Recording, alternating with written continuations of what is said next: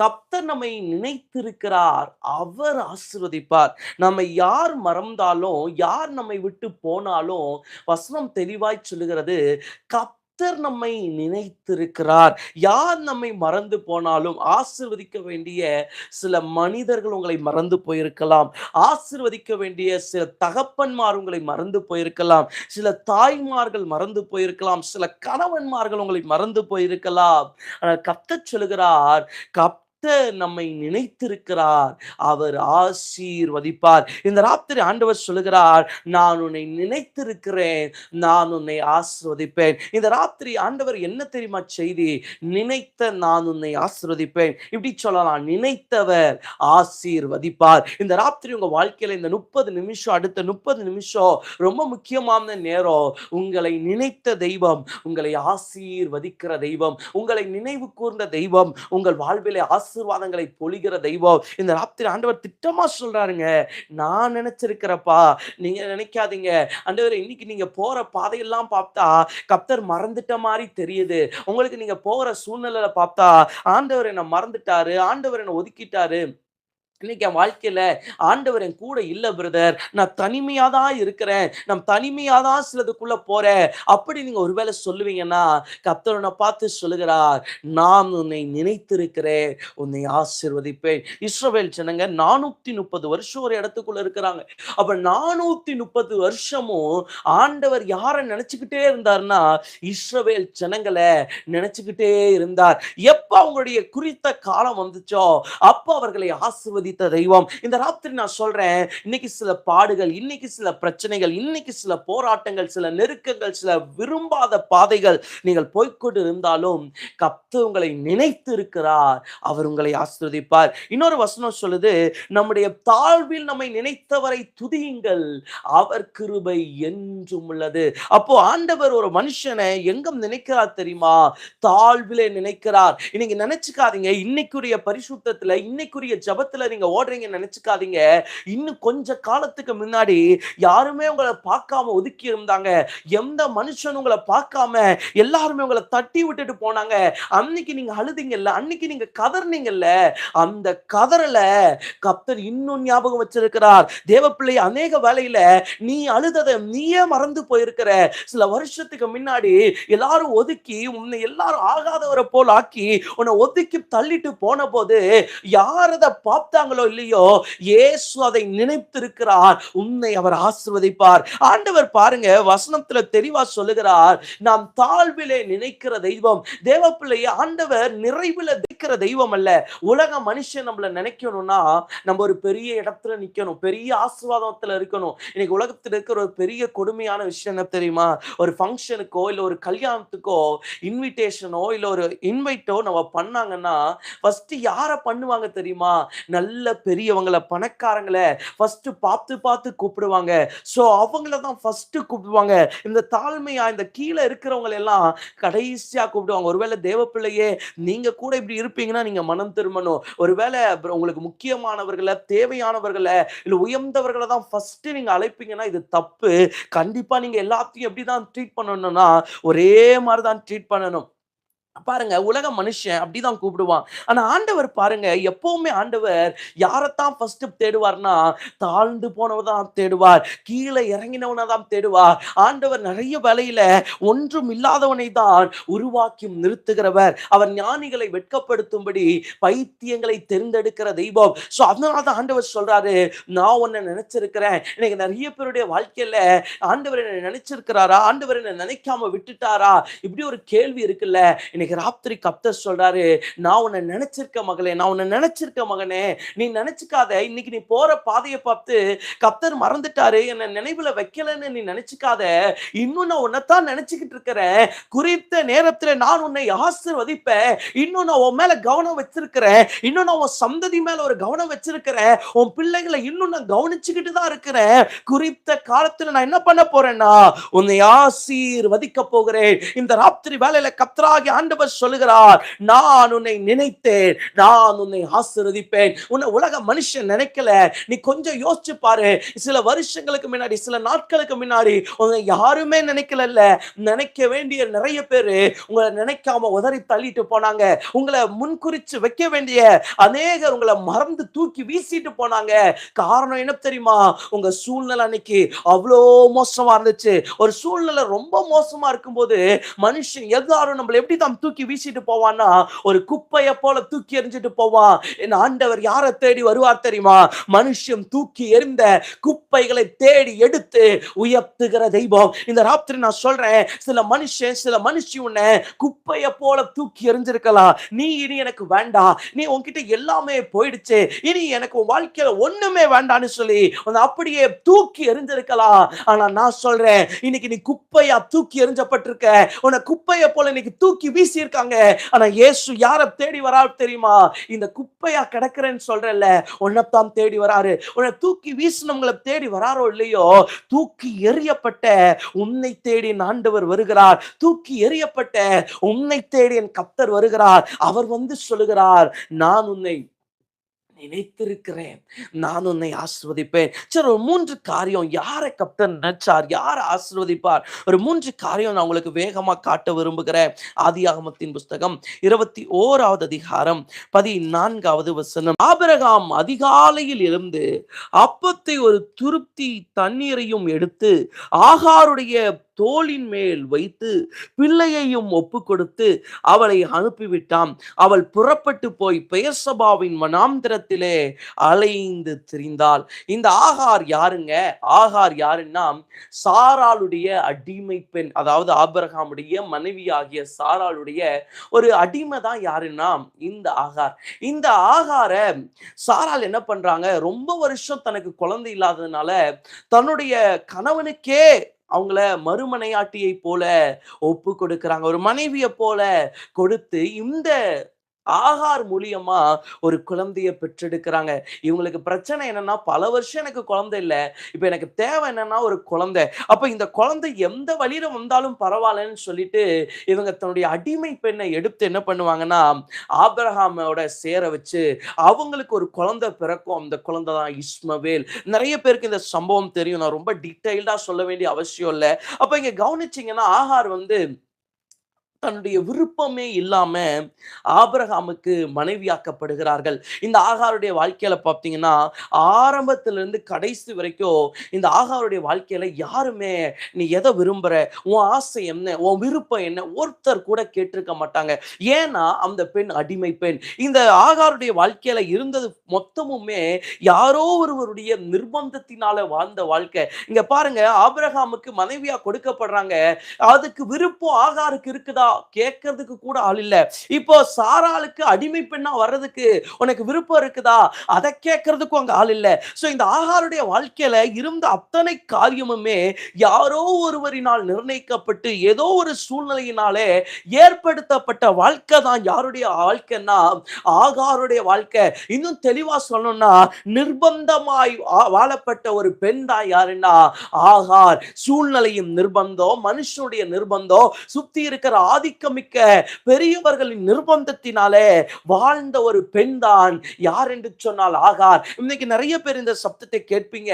நீங்க எப்படி வாழ்றீங்கன்னா, நீங்க எந்த முடிவுமே நீங்க விருப்பப்பட்டு எடுக்கல. இன்னைக்கு யாரோ ஒரு நிர்பந்தமான முடிவுல யாரோ சிலர் உங்களை நிர்பந்திச்சு சில முடிவை எடுக்க வச்சிருக்கலாம். சில சூழ்நிலைனால சில முடிவுக்குள்ள நீங்க போயிருக்கலாம். பிரதர், நான் விரும்பி எடுக்கிறதுக்கு என் வாழ்க்கையில ஒரு வாய்ப்பு கூட கிடைக்கல பிரதர். நான் விருப்பப்பட்டு எந்த முடிவும் எடுக்கல, நான் யோசித்து எடுக்கல, நான் தீர்மானம் பண்ணி எடுக்கல. மற்றவர்களுடைய முடிவுனால, ஒரு நிர்பந்தத்தினால நான் சில பாதைகளுக்குள்ள கடந்து போய் கொண்டிருக்கிறேன்னு சொல்றீங்களா?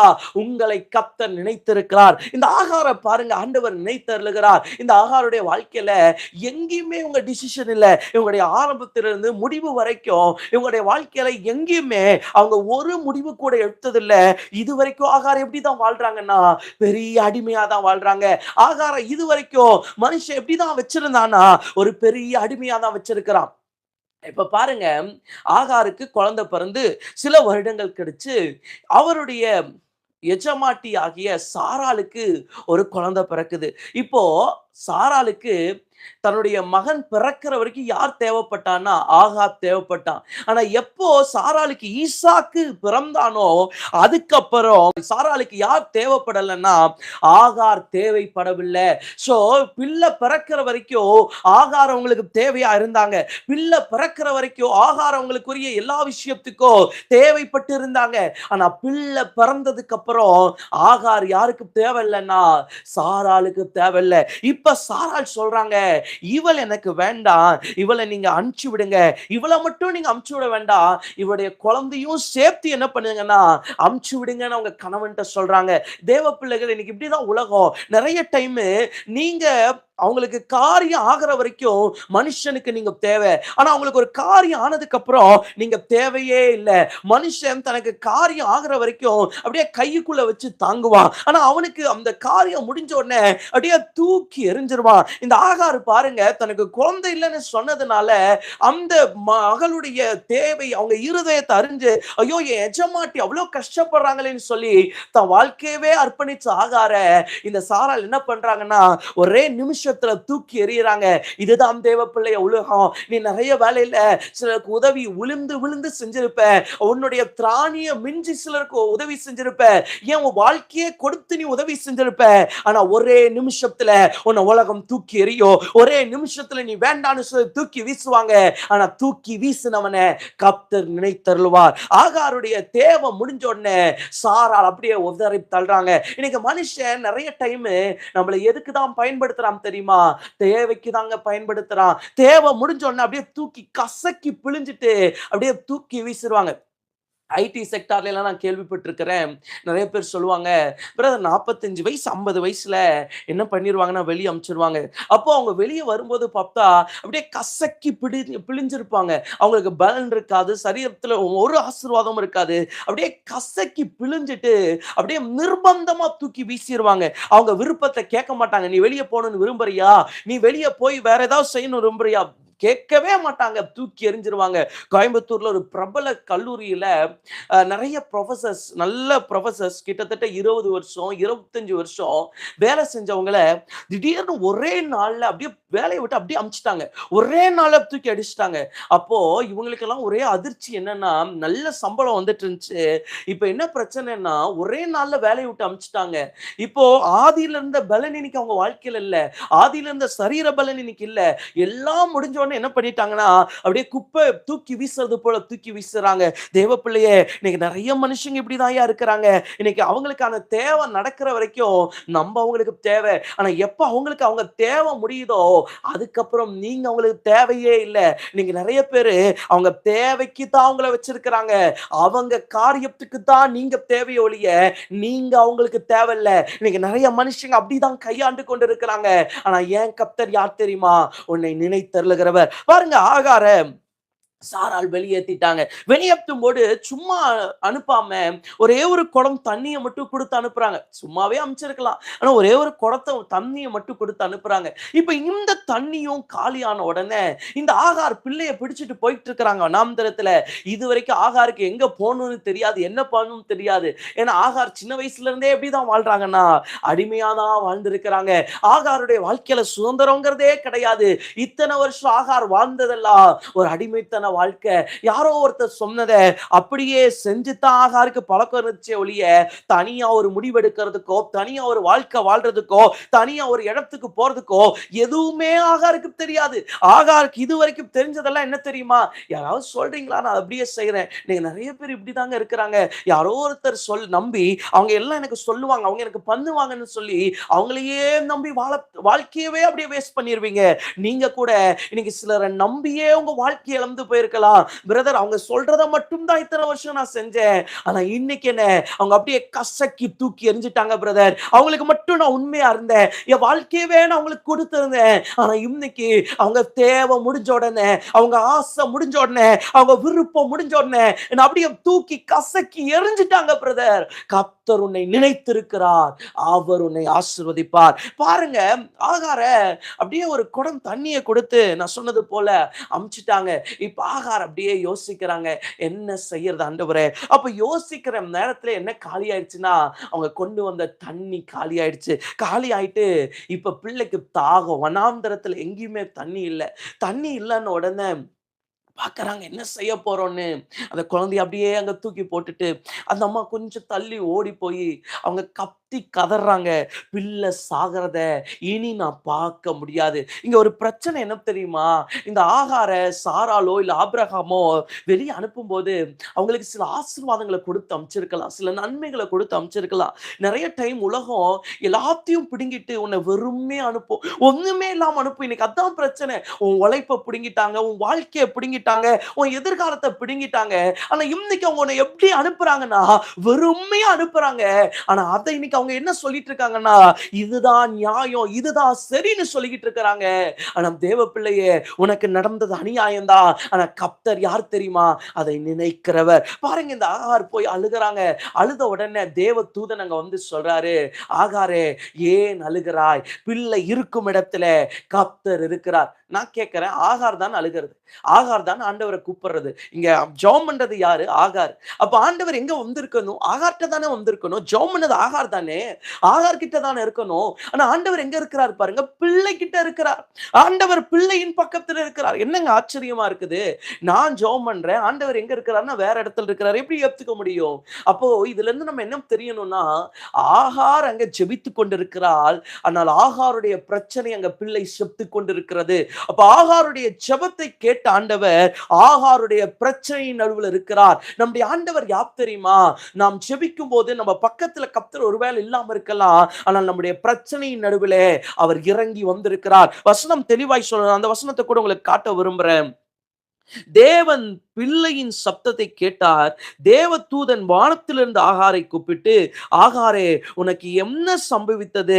பயப்படாதே. பிள்ளை இருக்கும் இடத்திலே தேவன் அவன் சப்தத்தை கேட்டார். யார் அழுகிறா? யார் ஜெபம் பண்றா? யார் சத்தத்தை கேட்கணும்? இங்க நியாயமா கேட்கப்பட வேண்டியது ஆகாருடைய சத்தம். ஆனால் தேவன் கேட்டது இஸ்மவேலுடைய சத்தம். அப்ப இங்க கவனிச்சீங்கன்னா தேவ பிள்ளைகளே, அநேக வேளையிலே நாம் போராடும் போது கர்த்தர் எதை கவனிக்கிறார் என்று சொன்னால், நம்முடைய பிரச்சனையை கவனிக்கிறார், நம்முடைய பிரச்சனையை நினைக்கிறார், நம்முடைய பிரச்சனையை நினைத்தருளி ஆசீர்வதிக்கிறார். அப்ப அந்த இடத்துல ஒரு நீரூற்ற கொடுத்து அந்த பிள்ளையை மறுபடியும் பிழைக்க வைக்கிறார். இன்னைக்கு நான் சொல்றேன், உங்க வாழ்க்கையில சிலது பிழைப்பற்று போயிருக்கலாம், சிலது மரித்து போயிருக்கலாம், சிலது இல்லாம போயிருக்கலாம்.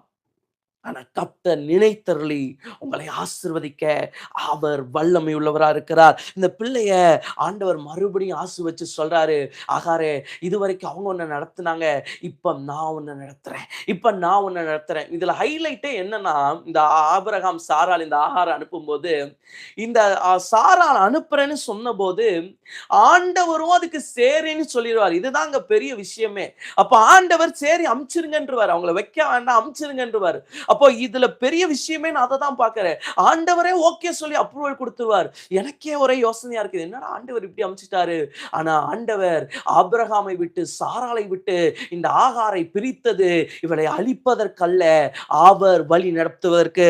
சில வேளையில சில மனுஷனை விட்டு சில மனுஷியை விட்டு உனக்கு துரோகம் செஞ்சவங்களை விட்டு கர்த்தர் உன்னை பிரிக்கிறதுக்கு காரணம் என்ன தெரியுமா? அவர் உன்னை ஆசீர்வதிக்க, அவர் உன்னை நடத்த. இதுவரைக்கும் ஆகாரே உன்னை ஆபிரகாம் நடத்தி இருக்கலாம், சாராள் நடத்தி இருக்கலாம். இப்போ வாழ்க்கையில ஒரு சூழ்நிலை வருது, இது தனிமையான சூழ்நிலை, வெறுமையான பாதை. இந்த பாதையில உன்னை யார் நடத்த போறா தெரியுமா? இஸ்ரவேலின் தேவனாகிய கர்த்தர். இந்த ஆண்டவர் தண்ணியை கொடுக்கிறவர் அல்ல, நீரூற்றை உண்டு பண்ணுகிறவர். இங்க பாருங்க, ஆபிரகாமுடைய வாழ்க்கையில ஆபிரகாம் கொடுத்து அமிச்சது என்ன? ஒரே ஒரு துருத்தி தண்ணி. ஆனா இங்க ஆண்டவர் துருத்திய கொடுக்கல, துறவ கொடுக்கிறார். தேவ பிள்ளையே, இந்த ஆகார் கேட்கிறாங்க, கொஞ்சம் தண்ணி கிடைக்கட்டுமே. கேட்ட உடனே ஆண்டவர் துறவையே காட்டுகிறார். நான் விசுவாசிக்கிறேன், இதுவரை உன்னை நடத்தின மனிதர்கள் உன்னை சொற்பமாய் ஆசீர்வதிக்கிறவர்கள், கொஞ்சமா உனக்கு தந்தவங்க இன்னைக்கு அந்த கொஞ்சம் கிடைக்கல, நீ போராடிட்டு இருக்கிற. ஆனா உன்னுடைய ஆண்டவர் யார் தெரியுமா? உன்னை நிறைவாய் ஆசீர்வதிக்கிறவர். இன்னைக்கு உன்னை நடத்துறவருக்கும் இதுக்கு முன்னாடி உன்னை நடத்தினவங்களுக்கும் வித்தியாசம் இருக்கு. தேவ பிள்ளையே, இன்னைக்கு ஒருவேளை நீங்க வனாந்தரத்தை அழுது கொண்டு இருக்கலாம், ஆனா கர்த்தர் உங்களை நினைத்திருக்கிறார், உங்களை ஆசீர்வதிப்பார். எனக்கு ஒரு சகோதரிய தெரியும். ஒரு 2, 3 வருஷத்துக்கு முன்னாடி நம்ம ஊழியத்துக்கு மதுரை பட்டணத்திலிருந்து கடந்து வந்தாங்க ஜெபத்துக்கு. அப்போ வரும்போது என்ன பிரச்சனைன்னா, அவங்க கணவனார் மரித்து போயிருக்கிறார்.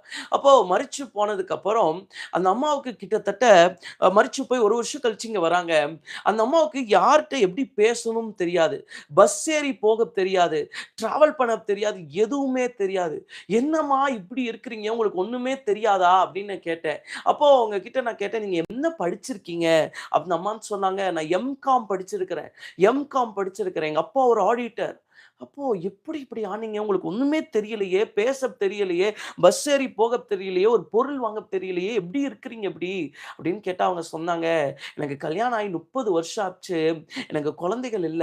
என்னுடைய கணவன் என்ன வீட்டுக்குள்ளேயே வச்சு வச்சு வச்சு நான் எப்பவுமே எப்படி ஆயிட்டேன்னா, அவர் சொன்னத மட்டுமே தான் கேட்பேன். அவர் சொன்னத மட்டுமே தான் செய்வேன். அப்படியே வாழ்ந்து வாழ்ந்து என் வாழ்க்கையே இப்படி ஆயிருச்சு பிரதர்." இப்ப அந்த அம்மாவுக்கு வாழவே தெரியல, வேலை செய்ய தெரியல, ஒண்ணுமே தெரியல. படிச்சது எல்லாமே மறந்துருச்சு. இப்படிதான் இன்னைக்கு நெறைய பேர் பாருங்க, கைவிடப்பட்ட சூழ்நிலையில இருக்கிறாங்க. ஆனா தேவ பிள்ளையே, என் ஆண்டவர் கைவிடப்பட்ட சூழ்நிலையில இருக்கிறவர்களை தேடி வருகிறவர். இந்த ஆகாருடைய வாழ்க்கையில நான் சொன்னேன், நிர்பந்தமாய் வாழ்ந்த ஆகாரை அவர் நினைத்தருளினார். ஒருவேளை சில நிர்பந்தத்தின் நடுவில நீங்க வாழ்ந்து கொண்டிருக்கலாம். சில நிர்பந்தமான சூழ்நிலையின் நடுவில நீங்க கடந்து போய் கொண்டிருக்கலாம். என் ஆண்டவர் யார் தெரியுமா? நிர்பந்தத்தின் நடுவிலே வாழ்ந்து கொண்டிருக்கிற உன்னை நினைத்தவர். நிர்பந்தத்தின் நடுவிலே போய்க் கொண்டிருக்கிற உன்னை நினைத்த தெய்வம் என்னுடைய தெய்வம். உனக்கு இன்னைக்கு நீ எதையுமே நீ விரும்பி எடுக்கல. எல்லாரும் ஏதேதோ முடிவ பண்ணி இன்னைக்கு ஏதோ ஒரு வழியில உன்னை தள்ளிட்டாங்க.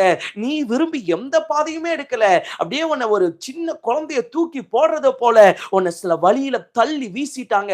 ஆனா இன்னைக்கு என் ஆண்டவர் சொல்றாரு, இந்த நிர்பந்தமான பாதையில நான் உன்னை நினைக்கிறேன். நான் உன்னை ஆசீர்வதிக்கிறேன். சில திருமணம் கூட எப்படி நடந்துருச்சுன்னா, அவங்க கிட்ட விருப்பம் கேட்காம நடந்து அவங்க வாழ்க்கையே முடிஞ்சிருச்சு. ஆனா ஆண்டவர் சொல்றாரு, நிர்பந்தமான பாதையிலே நான் உன்னை நினைத்து உன்னை ஆசீர்வதிப்பேன். முதலாவது ஆண்டவர் சொன்னது, நிர்பந்தமான பாதையிலே நான் உன்னை நினைத்து உன்னை ஆசீர்வதிப்பேன். 2வது பாருங்க, ஆதியாகமத்தின் புஸ்தகம் 29வது அதிகாரம் 30வது வசனத்திலிருந்து வாசிக்கலாமா?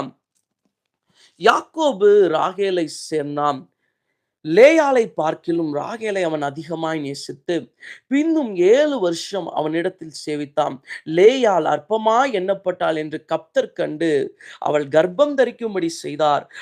ராகேலோ மலடியாய் இருந்தாள். 2வது கவனிங்க தேவஜனங்களே, இந்த இடத்துல பாருங்க, யாக்கோபுக்கு 2 மனைவி. ஒன்னு ராகேல், இன்னொன்னு லேயாள். இந்த யாக்கோபு யாரை ரொம்ப நேசிச்சாரு? ராகேலுங்கிற 2வது மனைவியை ரொம்ப நேசிச்சாரு. இந்த லேயாளை கல்யாணம் பண்றதுக்கு யாருக்கு விருப்பமே இல்லைன்னா யாக்கோபுக்கு விருப்பமே இல்லை. அப்ப விருப்பமே இல்லாம என்ன பண்ணி வச்சிடறாங்கன்னா, இந்த லேயாளை சேர்த்து வச்சிடறாங்க. கல்யாணமும் ஆயிருச்சு. ஆனா இந்த இடத்துல லேயாள் மேல எந்த தப்பும் இல்லை. அந்த மகளுக்கு என்ன பிரச்சனைன்னா, அவளுக்கு கொஞ்சம் கூச்ச பார்வை, கொஞ்சம் அழகு கம்மியா இருக்கு, ஒரு குறைவோட இருக்குது. அதான் அந்த மகளுக்கு பிரச்சனை. ஆனா அந்த மகள் அப்படி இருக்கிறதுனால யாக்கோபு அவங்களை எப்படி நினைச்சாருன்னா, இவன் நமக்கு தேவையில்லப்பா, இவன் நம்ம வாழ்க்கைக்கு உதவ மாட்டான், அப்படியே அற்பமா எண்ண ஆரம்பிச்சாரு. அந்த அற்பமா என்றத யாரு பார்த்தாங்களோ இல்லையோ, என் ஆண்டவர் பார்த்தார். லேயாள் அற்பமா எண்ணப்பட்டத என் கர்த்தர் பார்த்தார். ஒரு குறைவோடு இருந்த லேயாள் அற்பமா எண்ணப்பட்டாள். இன்னைக்கு நிறைய பேருடைய வாழ்க்கையில 2வது இருக்கிற பெரிய சவால் என்ன தெரியுமா? சில குறைவுகள் உங்களை அற்பமா எண்ண வைக்கிறது. சில மனுஷங்க உங்ககிட்ட இருக்கிற குறைவை பார்த்து, உங்ககிட்ட ஒண்ணும் இல்லைன்னு பார்த்து இன்னைக்கு உங்களை அற்பமா எண்றாங்கல்ல. நான் உங்களுக்கு சொல்றேன், கர்த்தர் உங்களை நினைச்சிருக்கிறார். அவர் உங்களை ஆசீர்வதிப்பார். இதே சூழ்நிலை உங்க வாழ்க்கையில நீடிக்காது. இதே நிலைமை உங்களை நீடிக்காது.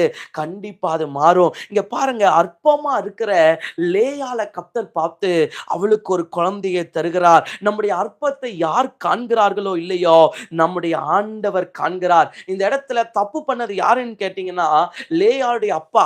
அவர் தான் என்ன பண்ணுவாருன்னா, இந்த யாக்கோபுக்கே தெரியாம இந்த லேயாள சேர்த்து வைப்பார். அப்போ யாரோ ஒருத்தர் செஞ்ச தப்புக்கு இன்னைக்கு யார் தண்டனை அனுபவிக்கிறான்னா, லேயாள் தண்டனை அனுபவிச்சுட்டு இருக்கிறா. அப்ப எப்படி இத கர்த்தர் வேடிக்கை பார்த்துட்டு இருப்பாரு? இன்னைக்கு ஒருவேளை தேவ பிள்ளையே, யாரோ ஒருத்தர் செஞ்ச சில தப்பு, யாரோ ஒருத்தர் சில பண்ண காரியம், அதனால இன்னைக்கு நீங்க சில தண்டனை அனுபவிச்சு கொண்டிருக்கலாம். இன்னைக்கு அதனால சில வழிகளை நீங்க கடந்து போய் கொண்டிருக்கலாம். ஆனா என் ஆண்டவர் அதை கவனிக்கிறார். யாரோ ஒருத்தர் செஞ்ச பிரச்சனைக்கு, யாரோ ஒருத்தர் செஞ்ச தப்புக்கு நீ தண்டனை அனுபவிக்கும் போது அதை கர்த்தர் எப்படி நினைக்காம இருப்பார்? அதை எப்படி கர்த்தர் பார்க்காம இருப்பார். இந்த லேயாள் அற்பமா எண்ணப்பட்டதை ஆண்டவர் கண்டார். உன்னுடைய வாழ்க்கையில உன் அற்பமான சூழ்நிலைய, உன் அற்பமான நிலைமைய யாருமே பார்க்காம இருக்கலாம். உங்களை மனுஷன் படுத்துகிற அற்பத்தை யாருமே இன்னைக்கு கண்ணோக்காம இருக்கலாம். ஆனா இந்த ஆண்டவர் அதை கண்ணோக்கி கொண்டிருக்கிறார். தேவ பிள்ளையே, நீ அற்பமா எண்ணப்பட்டுட்டல்ல, இன்னைக்கு நீ கலங்கறல்ல. எப்படி இருந்திருக்கும் லேயாளுக்கு யோசிச்சு பாருங்க. இன்னொரு மனைவியை அப்படியே ரொம்ப நேசிக்கிறாரு. இந்த மனைவிய ஒரு பொருட்டா கூட நினைக்கிறது இல்ல, ஒரு மனைவியா கூட பார்க்கிறது இல்ல. எவ்வளவு ஒரு கஷ்டமா இருக்கும். நியாயமா அவளுக்கு கிடைக்க வேண்டிய அங்கீகாரம் கிடைச்சிருக்காது, நியாயமா அவங்களுக்கு கிடைக்க வேண்டிய இடம் கிடைச்சிருக்காது. ஒண்ணுமே இல்லாம லேயாள் அப்படியே உள்ள உடைக்கப்பட்ட மனுஷியா லேயாள் வாழ்ந்து கொண்டிருக்கிறா. நீங்க நிறைய பேர் இப்படிதாங்க, அவங்களுக்கு நியாயமா கிடைக்க வேண்டிய சில இடம் கிடைக்கல, நியாயமா கிடைக்க வேண்டிய சில சூழ்நிலை, சில ஆசீர்வாதம் உங்க தலையின் மேல இல்ல. இன்னைக்கு அப்படிப்பட்ட நிலைமையில இன்னைக்கு நீங்க இந்த சப்தத்தை கேட்கிறீங்களா? அற்பமானவர்களை கர்த்தர் கண்டிப்பா கணக்கில வைக்கிறார். அற்பமானவங்களை கர்த்தர் கண்டிப்பா நினைத்தருளுகிறார். பாருங்க, லேயாள கர்த்தர் நினைத்தருளினார்.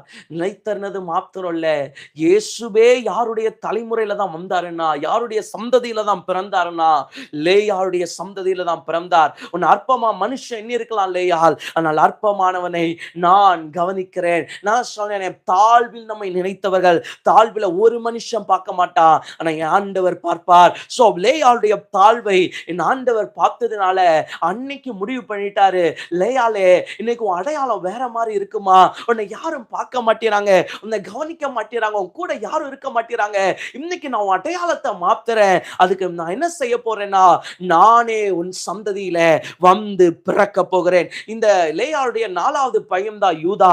அந்த யூதா கோத்திரத்துல தான் ஆண்டவராக இயேசு கிறிஸ்து பிறந்தார். நான் உங்களுக்கு சொல்லுகிறேன், ஒருவேளை சில அவமானங்களை, சில அசிங்கங்களை உங்க அற்பத்தினால பார்த்து கொண்டு இருப்பீங்கன்னா, பிரதர் என் வாழ்க்கையில இருக்கிற சில அற்பமான சூழ்நிலையினால சில கஷ்டங்களை, கடினங்களை இன்னைக்கு நான் பார்த்து கொண்டிருக்கிறேன் நீங்க சொல்லலாம். என் ஆண்டவர் சொல்றாரு, இந்த அற்பமான சூழ்நிலையிலே நான் உன்னை நினைத்திருக்கிறேன். லேயாளுக்கு பாருங்க, அழியாத நித்திய அங்கீகாரத்தை கர்த்தர் கொடுத்தார். சோ அற்பமானவர்களை தேடி வருகிற ஆண்டவர் அழியாத நித்திய அங்கீகாரத்தை கொடுக்கிற ஆண்டவர். இந்த சந்ததியில தான் இயேசு பிறந்தார். உன்னை மனுஷன் ஒதுக்கி இருக்கலாம், யாக்கோபு தள்ளி இருக்கலாம், ஆனா லேயாளே நான் உன் சந்ததியை தெரிந்து கொள்ளுகிறேன் என்று சொல்லி அந்த சந்ததியிலே இயேசு பிறந்தார். இந்த ராத்திரி நான் சொல்றேன், தேவ பிள்ளை நீ அற்பமா எண்ணப்பட்டு இருக்கிறாயா? உன்னுடைய வாழ்க்கை இன்னைக்கு அற்பத்தை நோக்கி போய் கொண்டு இருக்கிறதா? ஆண்டவர் சொல்லுகிறார், நித்திய அங்கீகாரத்தை, நித்திய அடையாளத்தை உனக்கு நாம் தரும்படி உன்னை நினைத்தருளுகிறேன். உன்னுடைய வாழ்க்கையில என்னுடைய நினைவு வருது. இன்னைக்கு அடிமையா இருக்கிறியாமா, வாழ பிடிக்காம வாழ்றியா? ஏதோ நீ வாழ்ந்தா போதும் இரு, நீ எல்லாம் எதுக்கு இருக்கிற, நீ ஏதோ சும்மா இருந்துட்டு போ. வீட்டுல இருக்கிற ஒரு பொம்மை மாதிரி வாழ்ந்துட்டு இருக்கீங்களா? வீட்டுல இருக்கிற ஒரு பொருள் மாதிரி வாழ்ந்துட்டு இருக்கீங்களா? இயேசு சொல்றார், உன் அற்பத்தை நான் பார்க்கிறேன், உனக்கு ஒரு அங்கீகாரத்தை நாம் தரேன், உனக்கு ஒரு அடையாளத்தை நாம் தரேன். உனக்கு அடையாளம் தர வேண்டிய அநேகர் உன்னை உதறி தள்ளினாங்க, ஆனா நான் உனக்கு அடையாளம் தரேன்னு கர்த்தர் சொல்லுகிறார். சோ 2வது பாருங்க, அற்பமா எண்ணப்பட்டவர்களுடைய வாழ்விலே அவர் நினைக்கிற ஆண்டவர். சோ 1வது சொன்ன நிர்பந்தமான வாழ்விலே அவர் நினைத்தருளுகிறவர், 2வது அற்பமான வாழ்விலே அவர் நினைத்தருளுகிறவர், 3வது பாருங்க 1 சாமுவேலின் புஸ்தகம் 1வது அதிகாரம் 5, 6வது வசனம். அன்னாளை சிநேகித்தபடியினால் அவளுக்கு இரட்டிப்பான பங்கு கொடுப்பான். கர்த்தரோ அவள் கர்ப்பத்தை அடைத்திருந்தாள். கர்த்தர் அவள் கர்ப்பத்தை அடைத்தபடியினால் அவளுடைய சக்களத்தி அவள் துக்கப்படும்படியாக அவளை மிகவும் விசனப்படுத்துவாள். இங்க பிரச்சனை பாருங்க, கர்த்தர் அவள் கர்ப்பத்தை அடைத்தபடியினால். நம்ம எல்லாருக்கும் தெரியும், அன்னாளுடைய கர்ப்பத்தை யார் அடைச்சா? கர்த்தர் அடைச்சா. அப்ப கர்த்தர் அடைத்தபடியினாலே அவளுடைய சக்கரத்தை என்ன பண்றாளாம், அவளை ரொம்ப கேவலப்படுத்துறா, ரொம்ப அசிங்கப்படுத்துறா. நீங்க சில அசிங்கம் எதனால வந்துச்சு தெரியுமா?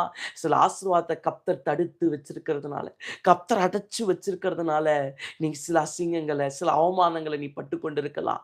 நான் உனக்கு சொல்றேன், அடைத்த கர்த்தருடைய வாழ்க்கையில திறக்கிறவர். இந்த அன்னாளுடைய வாழ்க்கையில தேவன் அடைத்து வைத்திருக்கிறார். நான் சொல்லுகிறேன், நம்முடைய வாழ்க்கையில தேவன் சிலதை அடைத்து வைக்க ஒரு நோக்கம் உண்டு. சிலரை கர்த்தர் பூட்டி வைக்க ஒரு நோக்கம் உண்டு. இந்த அன்னாளுடைய வாழ்க்கையில ஆண்டவர் அடைத்து வைத்ததுக்கு காரணம் என்ன தெரியுமா? தான் முதல் பெயர் சபா மட்டும் பேசப்படுகிற ஒரு தீர்க்கதரிசி பிறக்க. 2வது நான் சொல்றேன், அடைக்கப்படுகிற காலம் ரொம்ப வெகு பாடு நிறைந்த காலம். இந்த அன்னாளுடைய அடைப்பட்ட வாழ்க்கை சாதாரணமான வாழ்க்கை அல்ல. ரொம்ப கஷ்டத்தோட, நெருக்கத்தோட, கவலையோட இருந்துச்சு. ஆனா என் ஆண்டவர் அடைத்தவர், நினைக்கிறவர். இந்த ராத்திரி உன் வாழ்க்கையில சொல்றேன், சிலது அடைப்பட்டு இருக்குதா? சிலது மூடி இருக்குதா? நான் சொல்றேன், அடைத்தவர் திறக்க வல்லவர். உங்க வாழ்க்கையில எல்லாரும் உங்க வாழ்க்கையில அடைச்சதை திறக்க முடியாது. யார் அடைச்சாரோ, யார் கையில சாவி இருக்குதோ அவர்தான் உனக்கு திறக்க முடியும். இந்த ராத்திரி நான் உன்னிடத்துல சொல்லுகிறேன் தேவ பிள்ளையே, உன்னுடைய வாழ்க்கையில சில ஆசீர்வாதங்களை அடைத்து வைத்த கர்த்தர் இன்னும் இருக்கிறார். அவர் நினைத்தருளுவார். அவர் உன்னை ஆசீர்வதிப்பார். இன்னைக்கு சிலது அடைப்பட்ட வாழ்க்கையில இருக்கிறீங்க. ஏன் ஆண்டவரை அடைச்சிட்டீங்க? ஏன் ஆண்டவரே என் வாழ்க்கையில எல்லாம் மூடிட்டீங்க நீங்க சொல்லலாம். ஆனா நான் உங்களுக்கு சொல்றேன், அடைச்சவர் உங்க வாழ்க்கையில திறக்க வல்லமையுள்ளவர். 3வது நான் சொன்னேன், அடைத்தவர் நினைப்பார். அடைத்தவர் உனக்காக வாசல்களை திறப்பார். அன்னாளுடைய வாழ்க்கையில எல்கானான்ட்ட போய் கேட்கறாங்க, எனக்கு குழந்தை இல்லை, என்ன பண்றதுன்னு கேட்கும்போது அவர் ஒண்ணுமே செய்ய முடியல. அவர் ஆறுதலான வார்த்தையை தான் சொல்றாரு. நிறைய வேளையில அடைச்சவங்கள விட்டு வேற எங்க போய் பேசினாலும் நமக்கு ஆறுதல் கிடைக்குமே ஒழிய திறவுகோல் கிடைக்காது. இன்னைக்கு நீ அடைச்சவங்கள விட்டு நீ எந்த இடத்துக்கு போனாலும் உனக்கு ஆறுதல் கிடைக்கலாம். உனக்கு திறக்கிறதுக்கான திறவுகோல் கிடைக்காது. உனக்கு திறவுகோல் கிடைக்கணும்னா அடைச்சவர்ட்ட தான் வரணும். அடைச்சவர் உன்னை நினைக்கிறார். அவர் உனக்காய் திறப்பார். இந்த ராத்திரி 3 காரியத்தை கர்த்தர் சொன்னார். நிர்பந்தமான வாழ்க்கையை நான் நினைக்கிறேன். அற்பமான வாழ்க்கையை நான் நினைக்கிறேன். 3வது அடைப்பட்ட வாழ்க்கையை நான் நினைக்கிறேன். இந்த 3 காரியத்துக்குள்ள உங்க வாழ்க்கை இருக்குதா? இந்த 23வது நாள் கர்த்தர் இதுல இருந்து உங்களை விடுதலையாக்க விரும்புகிறார். நம்ம ஜெபிக்கலாமா? ஆண்டவரே உம்மை ஸ்தோத்திரிக்கிறோம். இந்த நாளிலே ஆண்டவர் பேசின மிக முக்கியமான காரியம், அடைத்தவர் திறப்பார். ஆம் தகப்பனே, யார் யாருடைய வாழ்க்கையெல்லாம் இன்னைக்கு மறக்கப்பட்ட வாழ்க்கையா, மறுக்கப்பட்ட வாழ்க்கையா போயிட்டு இருக்கோ, இந்த ராத்திரி ஆண்டவர் நினைத்தருளுங்க ஆண்டவரே, நினைத்தருளுங்க ஆண்டவரே. இப்படிப்பட்ட வாழ்க்கையோடு நாங்க வாழக்கூடாது. இப்படிப்பட்ட சூழ்நிலையோடு நாங்க போகக்கூடாது. இந்த ராத்திரி இந்த சத்தத்தை கேட்கிற ஒவ்வொருடைய வாழ்க்கையிலையும் கர்த்தர் நினைத்தருளும், நினைத்தருளி ஆசீர்வதியும் ஆண்டவரே. என் பிள்ளைகளை ஆசீர்வதியும் ஆண்டவரே. சகோதர சகோதரிகளை ஆசீர்வதியும் ஆண்டவரே. அற்பமான வாழ்க்கையில் ஒரு ஆசீர்வாதம், நிர்பந்தமான வாழ்க்கையில் ஒரு ஆசீர்வாதம், அடைபட்ட வாழ்க்கையில் ஒரு ஆசீர்வாதம் ஒவ்வொருவரையும் பற்றி பிடிக்கட்டும். நீர் கிருபையாய் நடத்தினதற்காய் ஸ்தோத்திரம். 23 நாட்கள் நீரே நடத்தினீர். உமக்கே மகிமை செலுத்துகிறேன். நான் பிரயோஜனமான ஊழியக்காரையா, கனத்தை உமக்கு குறித்தாக்குகிறேன். பிள்ளைக வாழ்க்கையை நீங்க கட்டுங்க, பல மடங்கு ஆசீர்வதிங்க. இயேசுவின் நாமத்தில் பிதாவே, ஆமென், ஆமென்.